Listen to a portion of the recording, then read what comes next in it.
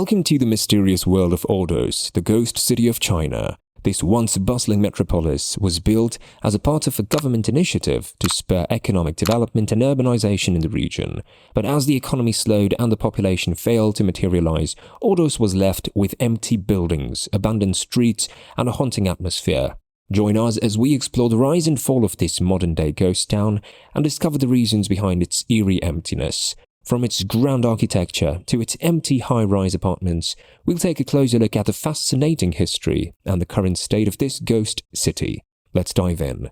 Ordos New Town, the ghost city of China. Ordos Kangbashi is a brand new metropolis that sprung from the desolate deserts of China's Inner Mongolia in less than 10 years. It features world-class architecture, lavish public plazas, stadiums of worldwide proportions, and oceans of clean, new dwellings. However, this new city quickly discovered that it was featured in the media on a global scale, not for all the things it possessed, but rather for what it was thought to be missing, namely the inhabitants, businesses, and other essential components of a true, thriving metropolis. Ordos Kangbashi has been the target of an ongoing torrent of criticism from a wide range of international media sources. It has been referred to as a contemporary ghost town, a stillborn city, and a failed utopia. The location has primarily been used as a shining example of whatever Chinese financial crisis is currently popular, including housing bubbles, municipal debt, an excess of supply, bankrupt developers, and nefarious plans by local officials to artificially boost GDP in order to advance their careers. The Kangbashi neighborhood in Ordos was first described as a ghost town in stories that appeared in 2009. Both an Al Jazeera reporter and a Time magazine photographer published articles that highlighted the lack of residents in the new city, bringing China's ghost city phenomena to the attention of the world. In spite of the fact that the city's administration afterward pointed out in disapproval, neither of these reporters thought to inquire of the local authorities or anybody engaged in the construction of the new area as to why they saw so many vacant structures. Additionally, what was only briefly mentioned in these accounts was the fact that only 6 years before the building had begun, leaving little time for hundreds of thousands of people to move into a brand new city. An Ordos resident with the last name Wang said, "I think at the time most Western media spoke about Kangbashi as a ghost city, there were indeed very few people here. There were also some misunderstandings. They don't fully comprehend Kangbashi's motivations or how they changed their course. Additionally, some reporters enjoy exaggerating facts to draw readers.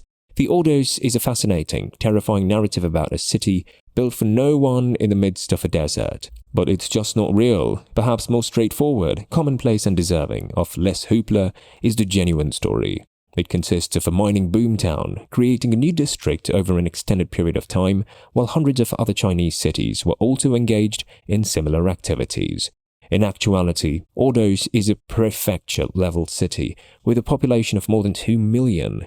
The municipality is divided into a number of districts, towns, and sub-cities, the two most notable being Kangbashi, a new city that was developed 25 kilometers to the south, and Dongsheng, the old urban core. The intention behind Kangbashi was for it to become the new administrative hub of the prefecture, with the best government offices, hospitals, public buildings, and educational institutions being relocated from neighboring Dongsheng.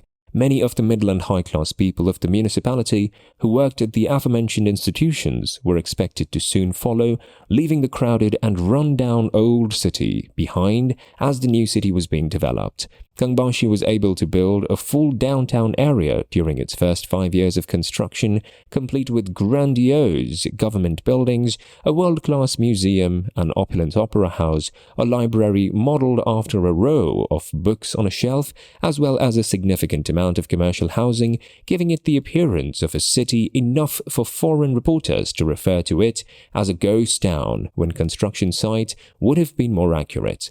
People traveled back and forth between Kangbashi and Dongsheng every day of the work week at first because there were only places to work and no communal facilities, according to Wang. It took time to develop this new metropolis, and it took another 2 or 3 years to finish building the hospitals and schools. For the first 5 years, the population was incredibly low, which is why many media outlets depicted Kangbashi as a ghost town during this time.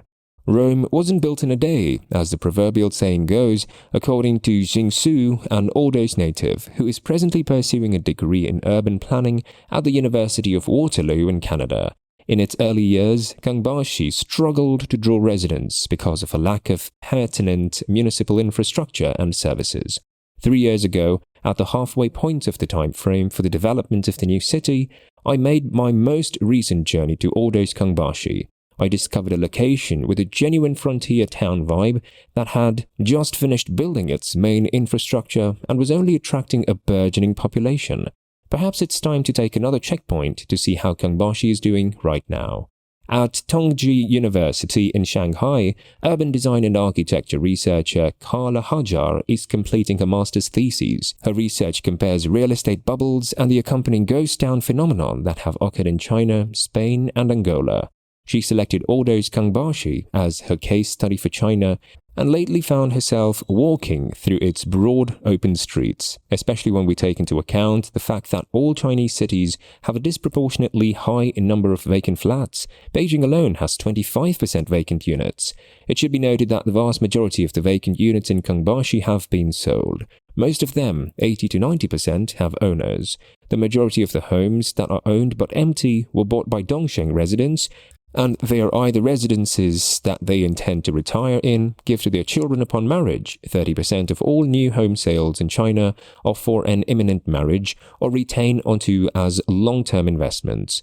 China has very few investment possibilities, and the real estate serves an economic purpose that is unmatched in the West. This is particularly true of Ordos, where many people needed a place to deposit their surplus wealth after becoming suddenly wealthy during the coal boom.